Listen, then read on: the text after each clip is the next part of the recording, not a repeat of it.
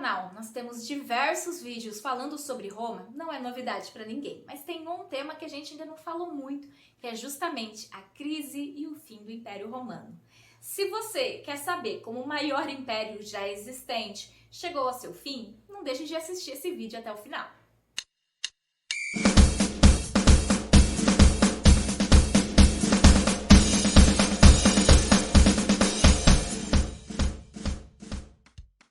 No segundo século depois de Cristo, Roma tinha atingido ali a sua extensão máxima. Estava vivendo os seus anos incríveis.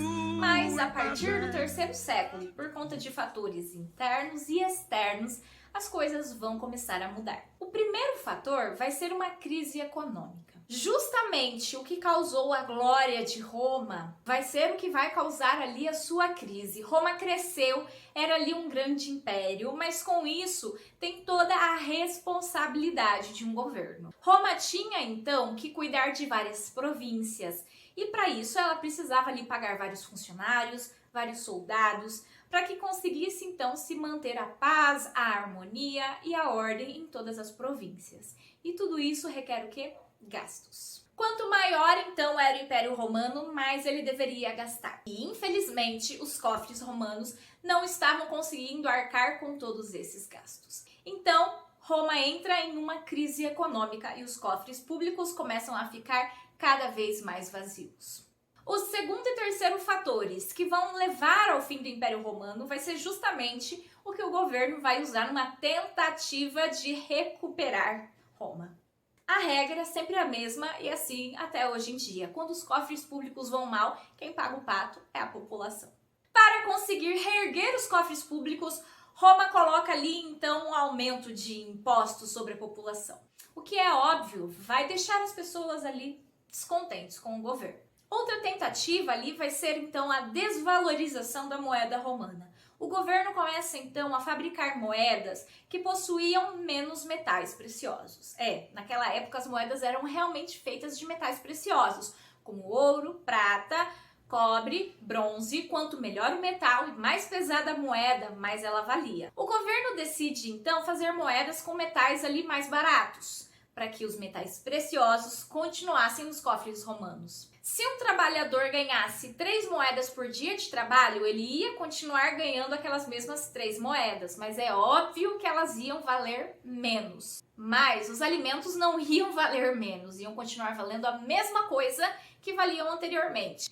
Então as pessoas precisavam de mais dinheiro, de mais moedas, para conseguir manter ali o seu custo de vida. Com isso, então, as taxas de pobreza da população romana vai aumentar. Como se já não bastasse toda essa situação, a partir do século II, mas principalmente no século III, IV, V, vão começar a entrar no Império Romano outros povos, os chamados germanos, que para os romanos eram ali os bárbaros. Eu acredito que você já tenha ouvido esse nome. Por que os romanos os chamavam de bárbaros? Porque eles não tinham ali a cultura, os costumes dos romanos. Então era realmente um modo pejorativo.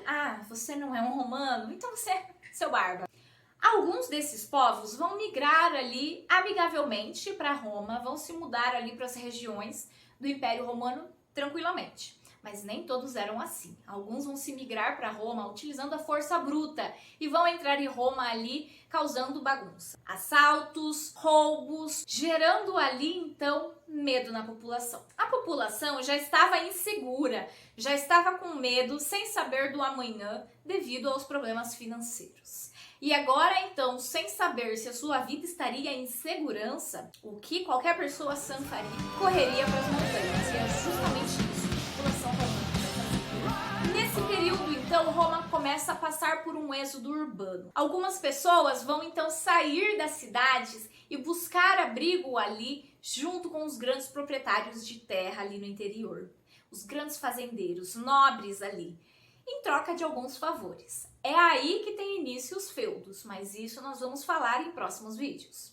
Com menos pessoas morando nas cidades romanas, com menos pessoas utilizando a moeda romana, os cofres romanos vão ficar cada vez mais vazios. Então as ideias deles não deram certo. Muitos imperadores tentaram ali diversas soluções para resolver o Império Romano, mas nada estava resolvendo. Até que em 395 d.C., o imperador Teodósio tem uma genial ideia. Eu vou dividir o Império Romano, porque controlar um império tão grande assim está sendo impossível.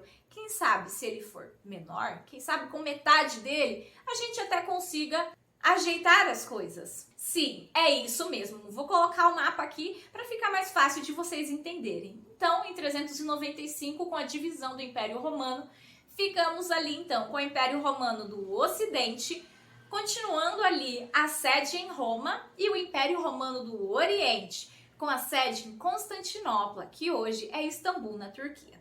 O Império Romano do Oriente, ele vai continuar existindo ali por muito tempo depois, vai enriquecer e vai se tornar então o Império Bizantino. Sobre ele nós vamos falar nos próximos vídeos. Já o Império Romano do Ocidente, com capital em Roma, infelizmente vai continuar passando pelas mesmas coisas.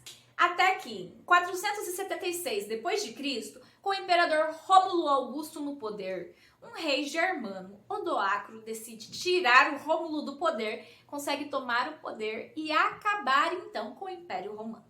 Em 476, com o fim do Império Romano, essa data foi tão significativa para os historiadores, porque vai gerar uma mudança então ali na vida da população ali do Ocidente. Nós consideramos então o fim da Idade Antiga e início da Idade Média, que também pode ser chamada de Idade das Trevas, porque foi um período ali um pouco mais parado da história, pelo menos no Ocidente. No Oriente não foi bem assim.